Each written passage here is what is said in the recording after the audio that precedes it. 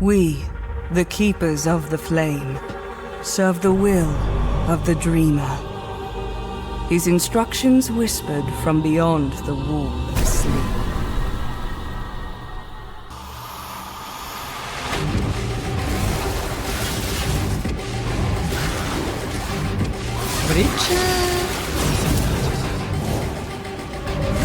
We must close their breaches, destroy their hives, slay their breach lords.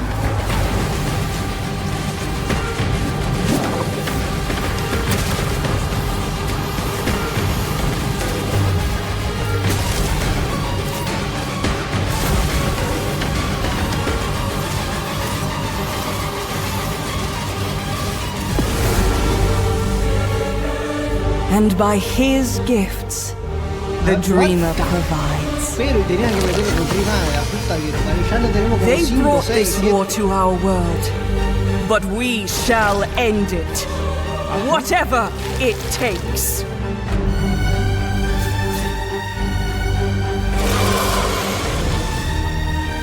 Genesis Traigo.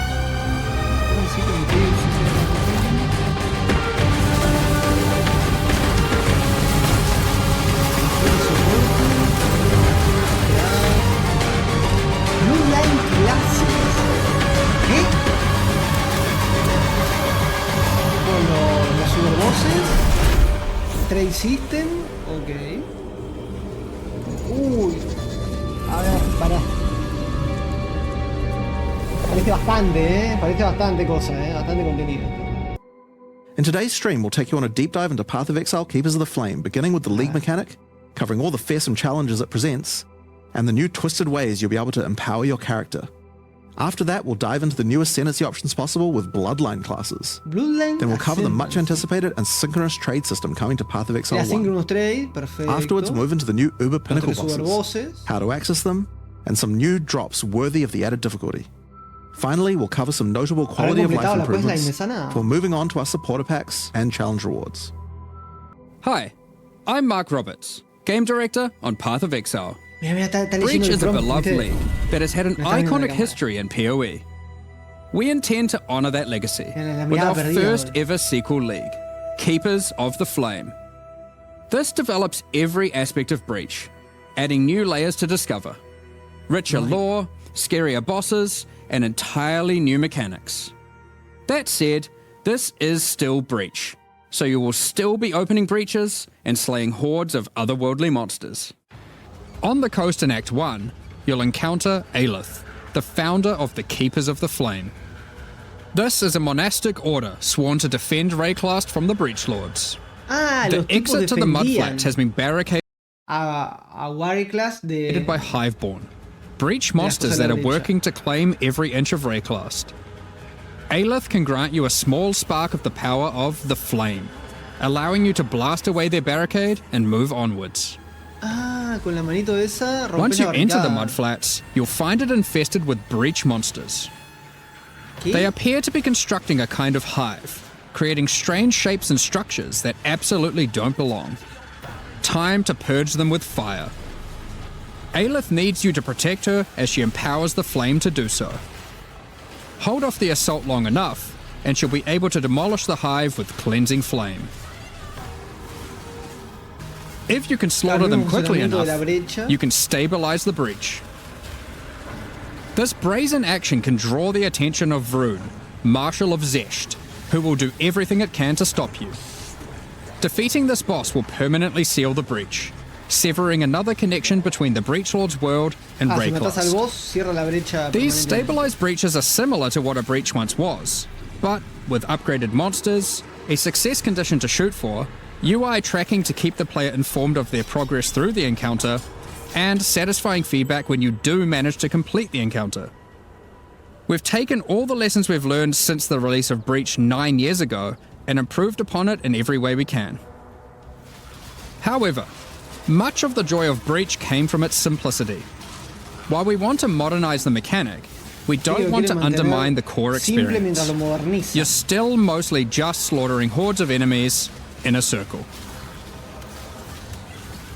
Finally, Así in que endgame se va a areas mantener you might parecido run into antes. breach constructions that have been left unopposed for too long and have grown into their full twisted glory. Breach hives. Towering flesh-crafted cities in the sky. These are the visions of the Breach Lords made real in Rayclast, teeming with breach monsters. You must raid and destroy these cities with the help of Aelith and her flame.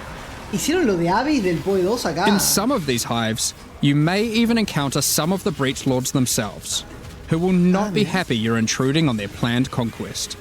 Here, you'll find the Genesis Tree, Así que vas a the tener growing el heart of the tree. Keeper's power. On que interacting arrancas with en un it, tronco. you'll find that this Y a medida tree que vas poniendo puntos has va a tree. creciendo. That's right. It couldn't be Path of Exile unless the tree also had a tree. More importantly, the Genesis tree is an engine of unholy creation, and a profitable one. As you complete breach encounters and work more with Aelith, you'll be able to grow the Genesis tree larger and larger, sprouting additional limbs. Each of these limbs, you'll notice, has their own inventories. These Eso can be tiene un used for an inventario. What? unusual method of crafting new items. A ver, crafteo, With this crafteo. system, you'll be able to grow currency, uniques, equipment, and a new kind of otherworldly item, grafts. Ah, tiene pinta de random, Grafts are breach hands grown directly from the Genesis tree, born mira, of the acá se same hacen las flesh manos. and sinew as the invading monsters. These fuse directly to your body in a completely safe process. Don't worry about it. With grafts, you can harness the power of the breach. Some provide passive benefits like this Mira. or this, but they can also grant a wide selection of powerful skills. Hay una manito ahí atrás Now, en la espalda. grafts aren't just here to make you Como stronger. mutante. They are also your means of feeding the Genesis tree, which needs constant supplies of graft blood to grow anything useful. You can do this by defeating breach monsters, which will leave behind blood that your graft will automatically collect. Ah, When you craft feed this blood, blood to mira. the tree, your allocated passives Graft will be blood, put to en work. realidad, no craft blood. This section of the Genesis tree can be used to grow new grafts for you, which the Genesis tree will then birth in a gruesome display. What? Basic passives on the tree might increase item rarity of birthed grafts, or the chance to birth additional grafts. Mira. These passives can target specific types of grafts, and this passive causes grafts to be birthed with a Igual random es amount muy, of muy quality. random. Quality No improves es- the amount of blood that can be stored by your grafts. ¿Se podrán craftear las manos? This section of the Genesis tree births currency items. Basic No quisiera passives no can result in modificar. more or better No se currency. podía modificar. Allocate this passive to sometimes cause a shower of currency to burst forth from the flesh of the tree. Yeah, it's a bit gross, but working with the organic matter of a bunch of dead otherworldly creatures was never going to be a clean affair. This foul-born Exalted Orb, for instance, behaves as a normal Exalted Orb, except it guarantees a higher tier modifier. By locking No. out a large portion of the lower rolls, a normal Agregar Exalted Orb would be las able to hit. currencies con tier del PoE 2. The largest section of the Genesis tree is used to No, grow rare no. equipment items. Ah, For esto te cambia these, todo. you have a lot of Craft. agency to influence the type and modifiers on your grown item.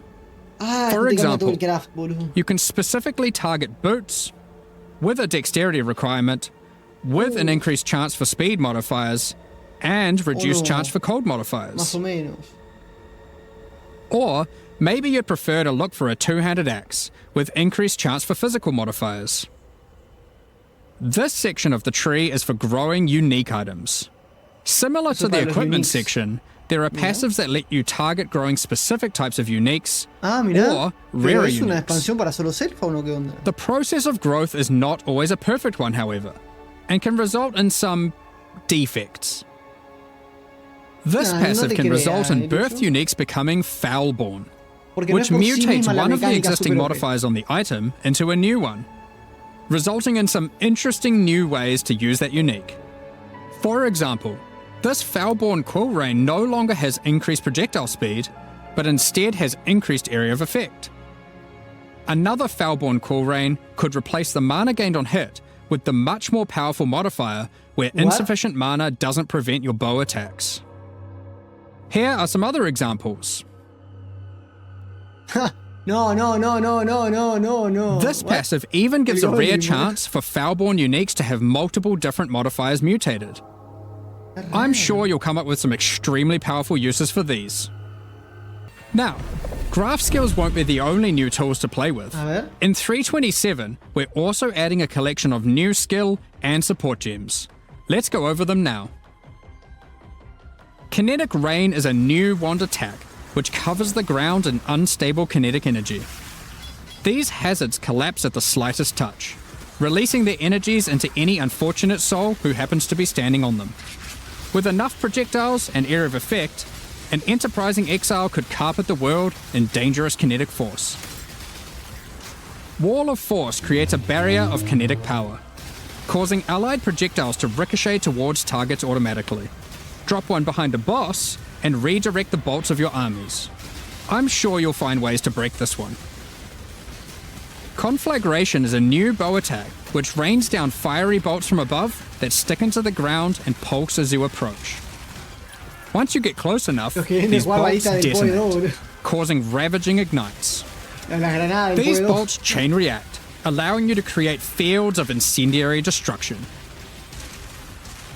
Thunderstorm is a bow attack, which creates a whirling storm of wind and lightning where it lands. While you're within the storm, it will rapidly grow, until it becomes violently thunderous with lightning-infused clouds. At this point, leaving the storm will cause it to detonate, dealing damage to everything within and releasing a flurry of tornadoes in all directions. Attacking with Kinetic Fusillade will create hovering orbs of energy. These linger for a few moments above you, before zipping off to nearby targets, chaining between them, then detonating. These take the form of new Ascendancy class options, called Bloodlines. Bloodline classes are a new means of character customization in the endgame. They are secondary Ascendancy classes that are unlocked by defeating specific endgame bosses. They are allocated with your normal Ascendancy points, and you'll have to choose how many of your points go into the original Ascendancy and how many into your Bloodline class. This means there is a nigh limitless ability to mix and match here, as you could choose to invest just a couple points into your Bloodline, or max it out, and you could take any Bloodline with any base Ascendancy class that you see fit. To unlock your Bloodline, hunt down the endgame boss whose power you desire, and defeat them, or have a friend help, and claim the power for your own. There are 10 Bloodline classes to discover. Bosses who offer this power are typically associated with past leagues, giving additional reasons to engage with that league content. Let's run over a few examples. The Chaos Bloodline will be offered to you by the Trial Master, if you manage to succeed his final challenge. With his blessing, you can greatly augment your Vow skills in different ways. Priest of Yalmak lets you use Vow skills much more often, while Priest of Kopek makes it harder to build up Vow skills, but makes them far more powerful. Or take Corruption's Embrace, which grants more Vow Keystone powers the more corrupted items you have equipped. The Ashabi Bloodline can be gained by, you guessed it, defeating Ashabi. Her abilities are drawn from the 3 types of life force that manifest within as Marian spirits. The Wild Bear rewards you with adrenaline for generating rage. The Vivid Cat gives your elusive buffs a chance to refresh, as well as making you more stealthy while elusive. The Primal Owl allows your unleashed spells to reoccur many additional times, and get stronger for each time they reoccur. The Nameless Bloodline comes from the King in the Mists. Be forewarned, his menacing power comes at a great cost. With the Unseen Hand, you can equip a 3rd ring. But you'll have to decide if that comes at the expense of having no amulet, no belt, or no flasks. Unlight Silhouette adds a hefty life cost to all your spells, but they deal additional chaos damage based on the amount of life spent. Of course, there is more to come. What powers might you glean from delving deep underneath Rayclass to fight all the Crystal King? What secrets can you learn from Lycia, Herald of the Scourge, waiting at the end of the Forbidden Sanctum? As you can imagine, there are countless possible combinations with the system. You could be a slayer that embraces corruption and vile power, or perhaps you'll play an occultist that doubles down on their dark power by integrating the nameless bloodline. We are excited to see what crazy and interesting builds players come up with. Los Power Charge está que In the ahora mismo most se puede recent poner otra Path Power of Charge Exile más. 2 expansion, the Third Edict, we introduced a much anticipated feature, fully asynchronous trade. It was a fantastic Asynchronous trade. success. So now we're excited to announce that we'll also be adding this feature into Path of Exile 1. When you reach Act 6, you'll be able to find Faustus in Lion Eye's Watch. Previously, En he acto just 6. operated the currency exchange. Perfecto. Now, he will also act as a steward for your merchant's En tabs. acto 6 también vamos a poder empezar These a are tradear where con you esto. can place items for sale, for direct and instant purchase by other players even when you're not online. To list an item, simply place it in the tab and select a igual que en el currency PoE2. and an amount. Ah, qué nuevito. Ah, ese lo nipeo yo. Once listed, other players will be able to find the item by searching for it via the trade website or the new in-game market search. To purchase something for yourself, it's as easy as hitting this button, which will teleport you to the seller's hideout, where you can view their merchant's tabs, buy the item, and also view the rest of their wares in case something else catches your eye. Every purchase costs a small fee of gold, as Faustus takes his cut. To account for this further drain on gold, acquisition and cost balance elsewhere in the game has been adjusted. Anything you've managed to sell successfully will have your profits collected here, in a Bien. separate tab to claim at your leisure. Igual que en el 2, perfecto. These encounters are manifested from the memories of Zana, and in her long torment, they have festered into something truly deadly. Pero no van a terminar la questline. These fights offer an imposing challenge, alongside powerful rewards. In the Uber version of this fight, instead of being a safe haven, the statues will refract the laser beams, causing a ruckus of energy to cover the arena. What? Activating them will prevent the refraction, so unlike the base fight, where you want to position them well and then avoid them, you'll be wanting to constantly keep these statues active. But Ah, then qué you have to quilombo. deal with their assault of attacks. Ah, qué quilombo. While fighting the incarnation of fear, these Esa fiery pelea va a ser orbs will slowly súper jodida clutter si up no the one arena. shoteas. When Uberified, these orbs are attached by a flaming leash to the boss, rotating around him constantly. More and more will spawn as the fight goes on, making it even more imperative that you clean them up by cleverly using the boss's abilities against Está him. complicado si no tenés daño acá, Pa esto- Normally in the incarnation of Dread fight, during the bullet hell phase, you have to acquire a red rose, run it to the boss, then collect a blue rose, doing the same, causing it to get heavy stunned and interrupting its mechanic.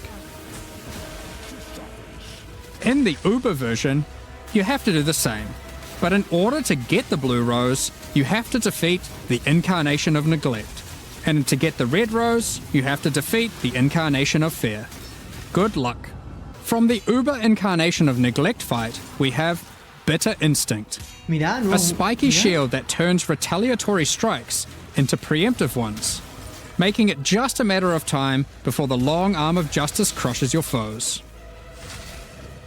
Alternatively, you might find Festering Resentment, a poisoned blade with an unending supply of toxins built into the hilt. These toxins are put to good use, causing every spell you trigger to be capable of poisoning with all damage it deals, enabling a truly crazy trigger-centric poison Pero ruckus. traerías en block. And from the Uber incarnation of Pero ese Dread, quedó el the trigger. Hallowed Monarch, O sea que lo puedes a usar para cosas que no counterpart to the sean Dark Monarch, trigger. which focuses more Por heavily on favor. investing into one or a few minions, rather than growing your hordes to massive proportions. Storm Rayclast, with your chosen few at your side, stealing power from your enemies as you go. We've got a number of quality of life changes to bring to 327 as Hunter well. de Minion, boludo. Many of which you may have seen already in some of our Minion pre-livestream League. Va a teasers, haber but for those who 60 haven't, divines. we hope Che, you no will terminaron join la us. questline de Sana, ¿no? Por lo que vi.